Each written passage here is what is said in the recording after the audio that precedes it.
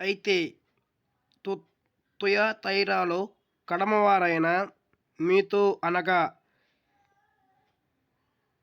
ఈ బోధను అంగీకరింపక సాతాను యొక్క గూఢమైన సంగతులను ఎరుగమని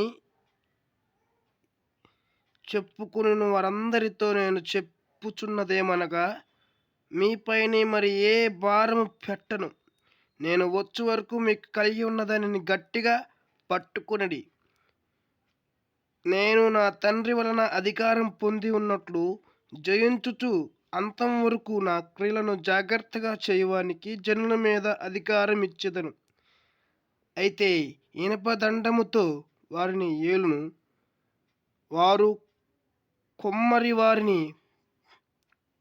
కుమ్మరివాని పాత్రవలె పగలగొట్టబడుదురు. మరియు అతనికి వేకువ చుక్కను ఇచ్చెదను. సంఘములతో ఆత్మ చెప్పుచున్న మాట చెవిగలవాడు వినుగాక. ప్రకటన గ్రంథం 3:25, 26, 27, 28, 29.